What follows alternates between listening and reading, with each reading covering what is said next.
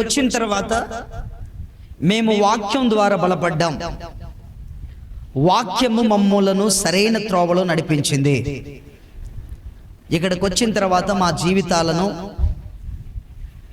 వాక్యం అనే పునాది మీద కట్టుకున్నాం. మేము కేవలం స్వస్థత కోసమే కాదు, వాక్యం ద్వారా బలపరచబడటానికి ఇక్కడికి వచ్చాం అన్న వాళ్ళు ఉంటే దయచేసి ముందుకొస్తారా? రండి, మైక్ పట్టుకో. నా పేరు భానుప్రసాద్. ఏ ఊరు? నేలాళ. చెప్పండి. కొద్ది రోజుల నుంచి మేము ఈ యొక్క మందిరానికి రావడానికి ప్రారంభించాం. అయ్యగారు ఒక వాక్యానికి ఎక్కువ సమయం ఇచ్చారు. ఆ వాక్యం ద్వారా మా హృదయాలు మరియు నాకు ఇంకా దేవునితో దగ్గర సంబంధం ఏర్పడింది. ఏం మాట్లాడుకున్నా సన్నిహితుల కన్నా నాకు దేవుడే చాలు అన్నంత ఒక సంతోషం ఇచ్చింది. వాక్యం ద్వారా నేను చాలా బలపడ్డా.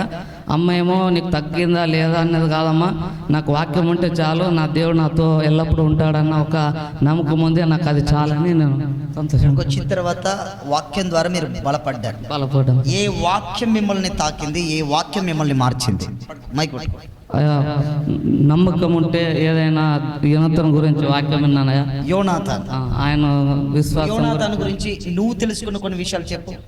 ఆయన ఎటువంటి నమ్మకస్తుడై ఉన్నాడు, మరి దేవునితో ఎలా సంబంధకరంగా ఆయన ఆత్మీయకరంగా ఉన్నాడో అన్నది తెలుసుకుని, యోనాతాను ఏ విధంగా నమ్మకస్తునిగా ఉన్నాడో, మరి దేవునితో ఎలా సంబంధం కలిగి ఉన్నాడు, ప్రేమతో ఆయనకు తప్పుగా కాకుండా ఎలా న్యాయము నీతిగా ఉండాలి అని దేవునితో నడిచాడో అలాగే నేను కూడా. అంటే యోనాతాను జీవితం ద్వారా ఆ రోజు ఆ వాక్యం ద్వారా మీరు బలపడ్డారు.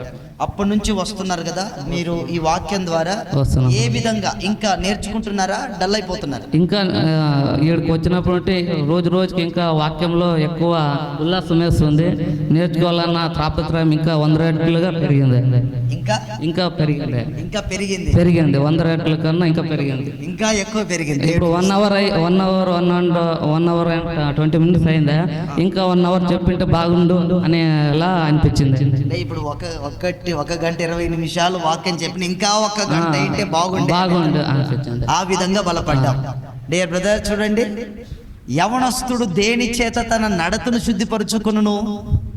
నీ వాక్యమును జాగ్రత్తగా చూచుకొనుట చేతనే కదా అని వాక్యం సెలవిస్తుంది. కీర్తనల గ్రంథం 119:9 ఉంటుంది. ఈ యవనస్తుడు ఏదో సమస్యను బట్టి వచ్చారు. వాళ్ళ తల్లిగారు అన్నారట, ఏనన్నా అక్కడికి వెళ్తున్నావు కదా, మనం వెళ్ళాం కదా, నీకు బాగైందా అని అడిగారు. అవునా? మైక్ పట్టుకోండి. బాగైంది అని అడిగితే ఈ అబ్బాయి అన్నాడట, అమ్మా నువ్వు బాగైంది అంటున్నావు కదా, నిజానికి నేను వెళ్ళాను, నా స్థితి, నాకున్నటువంటి బలహీనత స్వస్థత ఇంకా కాలేదేమో కానీ నా అంతరాత్మలో ఉన్న నా ఆత్మ చాలా బలపడింది అంటున్నాడంట వాళ్ళ అమ్మ. నా శరీరం ఇంకా బలాన్ని పొందుకోలేదేమో కానీ వాక్యం ద్వారా నా ఆత్మ బలపడింది అని చెప్తున్నాడట. యోనాతాను ఆ రోజు, అంటే ఎన్ని వారాల క్రితం ఇది? 4వ వారం, మొన్న వారం. అంటే ఆ రోజు నుంచి మీకు రోజు ఒకరి చరిత్ర వినపడుతుంది. రోజు ఒకరి చరిత్ర, అంటే ఇంచుమించు 1.5 గంట మెసేజ్ మీకు వినపడుతుంది. ఆ వాక్యాల ద్వారా మీరు బలపడ్డారు. యోనాతాను జీవితం ఏ విధంగా మార్చబడిందో నేను కూడా అలా ఉండాలి అనుకుంటున్నాం అనమాట. దేవునికి స్తోత్రం. మీరందరూ గమనించండి, వాక్యం ద్వారా బలపరచబడినటువంటి వ్యక్తి, వాక్యం ద్వారా స్థిరపరచబడినటువంటి వ్యక్తి, మన పునాది వాక్యం మీద కట్టుకోవాలి.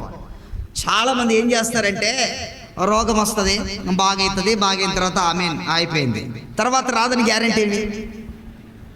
నీవే అదే విశ్వాసంతో దేవుని మీద నమ్మకంతో గనక స్థిరమైనటువంటి విశ్వాసం కలిగి ఉన్నామనుకో, విశ్వాస సహితమైన ప్రార్థన ఏ రోగం కూడా రాకుండా కాపాడుతుంది. ఎందుకంటే నీ ఆత్మ బలపడాలి, శరీరం కాదు. శరీరం బలపడాలా? ఆత్మ బలపడాలి. అలా అని మీ జీవితంలో స్వస్థత లేదని దేవుడు స్వస్థపరచువాడు, ఆయన అద్భుతం చేసేవాడు, ఆయన ఏదైనా చేయడానికి శక్తి కలిగిన వాడు.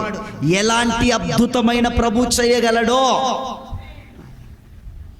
మీరే చూశారు. మరణకరమైన స్థితిలో నుండి హాస్పిటల్లో పోయిన వారం చూశారేమో, చనిపోతావు, నువ్వు బ్రతకవు అని చెప్పారట.